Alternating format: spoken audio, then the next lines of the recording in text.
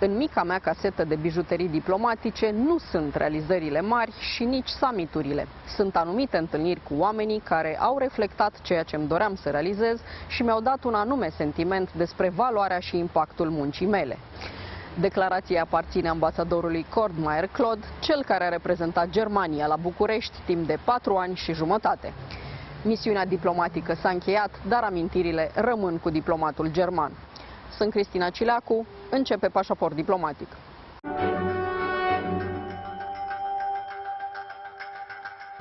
Ambassador Cord Meier-Klodt, your mission in Romania is ending, so this is the last interview we do for a diplomatic passport in this capacity. Welcome again.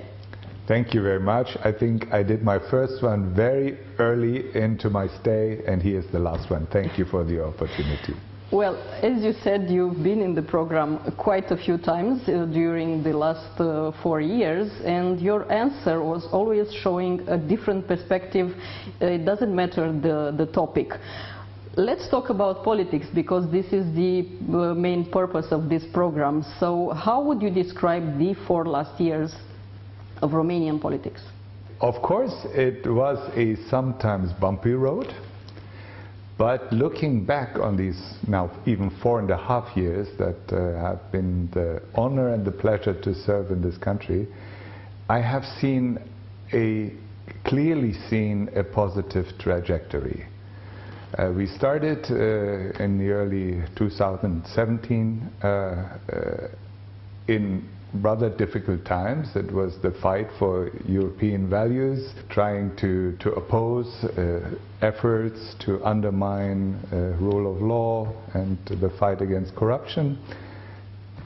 Not easy times, but today we have another Romania, a government that wants these European values. A big highlight, I could tell you, the one highlight that I want to point out, the European elections in 2019, when a record high number of people, also many young people, those who had for the first time in their life the right to vote, went out to cast their vote for Europe, and send this very strong signal. I can look, and I'm very happy about it, I can look back to a very positive trajectory and leave the country at a point where I feel the country achieved a lot. The rule of law, because you started with that, was and still is somehow protected in Romania with the help of the rest of the EU embassy and American embassy and other embassies. Why is this needed? I would think it isn't needed now, because, as I said, we see a clear commitment to these common values, which shows that this society and the political life has stood the test. By the way, one of those tests that every relatively young democracy usually goes through, has to face. I could name you landmarks of that kind in Germany some decades ago, and I consider this a very strong test. At the time, we felt that just standing aside and being an observer is not good enough for some of us European and transatlantic partners that share the same values, so weren't really mixing with internal affairs or interfering with internal affairs, but rather trying to be helpful in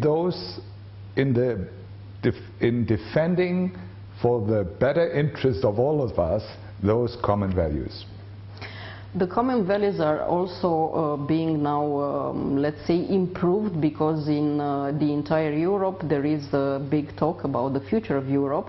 We cannot change everything, but what can we change in the, let's say, near future? I think first and foremost you need to have the right compass. It's not always possible to achieve immediately the maximum of what you want. That's life. But if the compass isn't correct, then it's almost impossible to achieve what you need to achieve. And I would say this thinking about the future of Europe needs to have mainly three basic criteria. First of all, it needs to be progressive. Europe can have its role in a complicated global world only if it lives up to the new challenges. There's this, I remember a film I really liked, it's also a book, The Gattopardo by Giuseppe di Lampedusa, where this famous sentence is pronounced, all has to change if we want all to remain the same. I would translate it like this: if we want Europe to play its important role, continue to play its important role in a more complicated world, we need to tackle the modern issues. Secondly, and maybe almost most importantly, it needs to be a united Europe. Whenever we make a step forward, I think we need to ask ourselves, can we make that step together?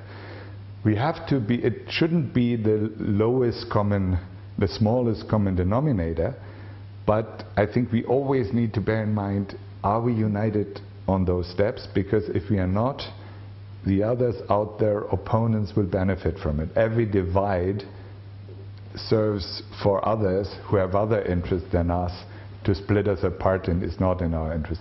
Romanians have this tendency of seeing the things in black and white. Maybe this is why we choose a gray background for your frame this time. You visited literally the entire country. Are we the best or the worst at something, or are we good and bad to certain amounts in various areas? You know, one reason why I so tremendously liked my stay here in Romania also was that there was perhaps a certain complementarity in our strengths and perhaps also weaknesses. The strength I found here in Romania is very flexible people, adaptable, able to speak languages. Romanians are so successful in other European countries. You may sometimes regret that diaspora because it's workforce that might be needed here, but again, this is Europe, yeah? But the fact that they are so successful shows this adaptability. You have this country of great variety. I mean, 19 minorities, including obviously the German one, which had its impact on the whole history of the country.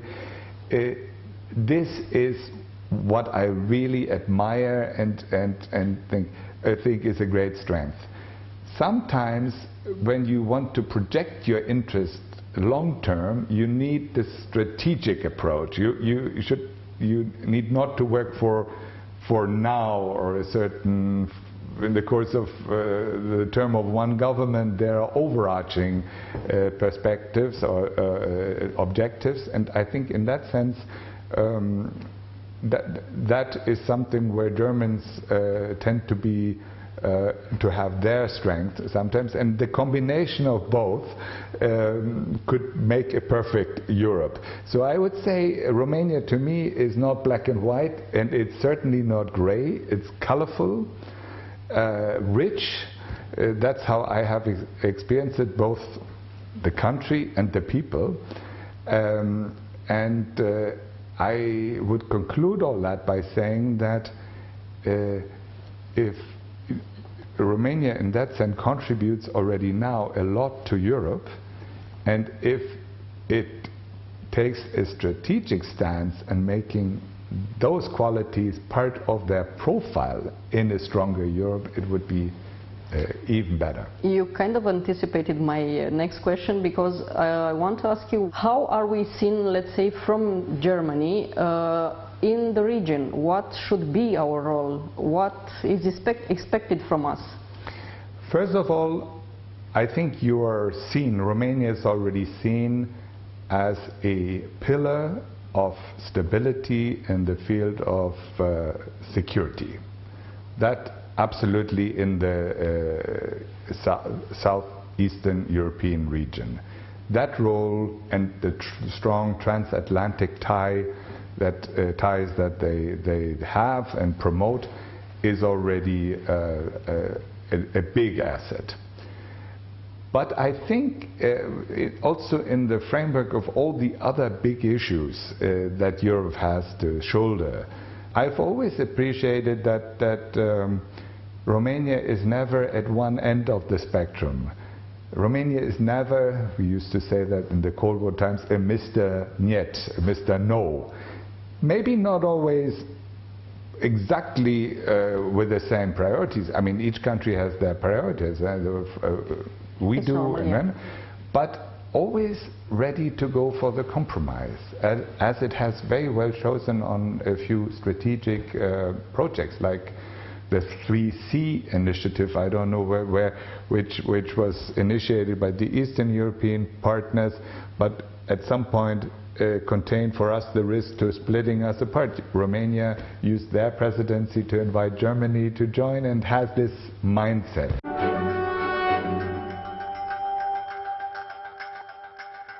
Maybe not a lot of people knew in Romania that you are a beekeeper, and you once told me in a different interview we did together that the bees are your best political advisors.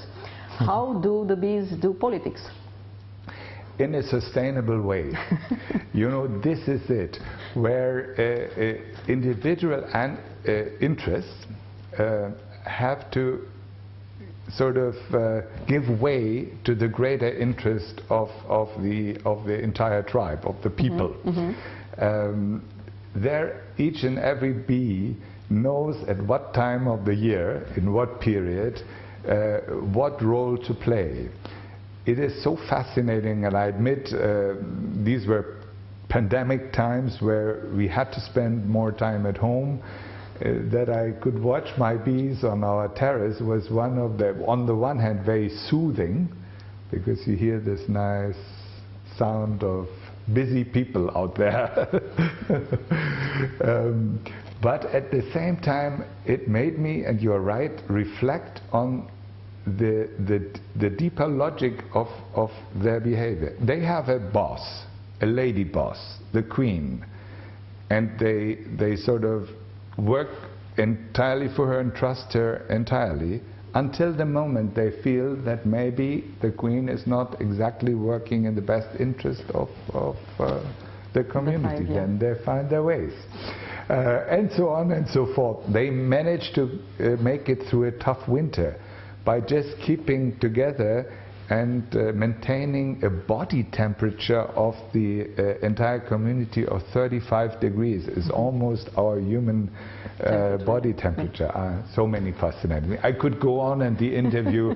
You would not have time to ask any more questions. You need another diplomatic mission to finish this interview. But Ambassador, can you be a politician if you don't like people? No. You might be able to be elected in positions, but you cannot be a good politician. That I would absolutely be convinced. You can be smart enough to use how to reach out to people, to make them believe that you are the one they should vote for. But and there are enough examples in history. But you will certainly not be a good politician. I mean, politician you can be, yeah, but not the kind of politician that one would need. Diplomacy has various aspects, and during your mission here, you covered quite a few of them. But what is your favorite one from all of them? Oh, this is a tough question for me, because I'm one of these diplomats. Sometimes I know it doesn't even sound serious when you look at the CV, where I have literally done almost everything. From disarmament at the United Nations, conflict resolution in Transnistria, to cultural and educational policy, which I liked a lot. And I could continue in different regions of the world, bilateral, multilateral. what I would say, since you just mentioned the people, in my little diplomatic jewel box, they are not the big achievements or big meetings, summits, or there are certain very touching meetings with people that reflected what I was trying to achieve, or gave me a certain feeling of the direct value and impact a work of ours may have. I asked you once in a private conversation this time, who writes your speeches, because each of every one of them has a twist, has a message, has something that is very personal. And you are your own writer, you tell me back then. The question is, why this personal touch when you have a team who can actually write your speeches? Yeah, you put the finger on a sensitive point. My team sometimes suffers from that. On the other hand, even our Romanian colleagues told me recently that they liked this kind of dialogue when we fought about if some sentence or a few words. No, okay, let me put it that way. Every diplomat enters into the service with a certain background. Mm-hmm. They're the lawyers, they're the economists. I did humanities, languages, philosophy. In that sense, I didn't want to sound, that was very important to me, like it is this kind of speech that anybody else could also hold. It's correct and nothing wrong with it, but I wanted my sound, that I admit. And nobody, our colleagues, and I have fantastic colleagues, they prepared, of course, those speeches because I need the material, but it's almost impossible for them to guess or get exactly that sound. So the last little bit I had to do on my own, and I did because I liked it. And here again, one of the most rewarding moments have been when I may travel in the country, even privately, in principle not recognizable. I'm in Sibiu or Brasov or where else, and again somebody in the street said, "Oh, Mr. Ambassador, nice to see you, and by the way, I read or heard what you said." You know what? No better moments than that. Yeah, because a speech with essence stays. Every mission has, of course, the good parts, but also the bad parts. So do you have any regrets, something you didn't manage to do during your mission here in Romania?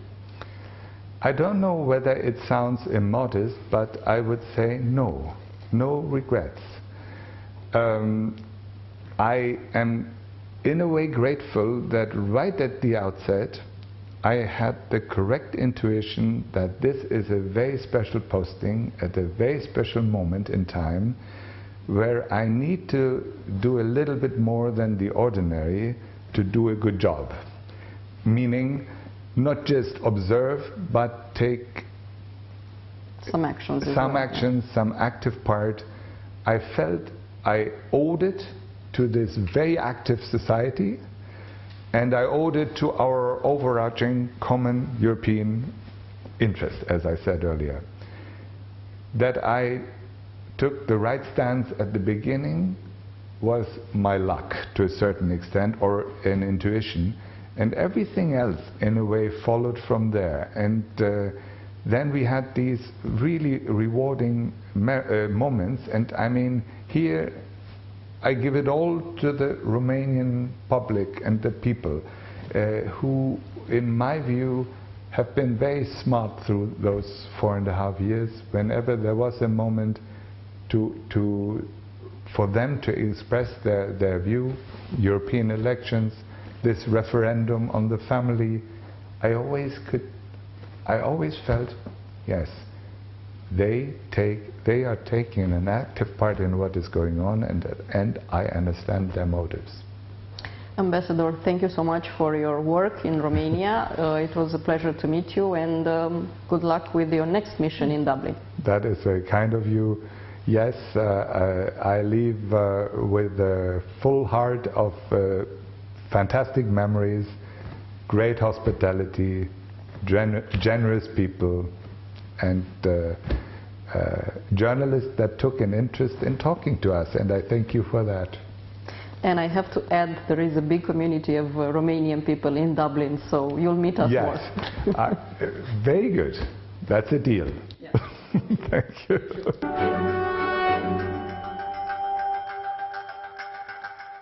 Atât pentru astăzi, dar rămânem în continuare online pe pagina de Facebook a emisiunii și pe contul nostru de Twitter. Revenim cu subiecte noi din lumea diplomației și a politicii externe, vinerea viitoare de la 11:30 și reluare sâmbătă de la 22:30. La revedere!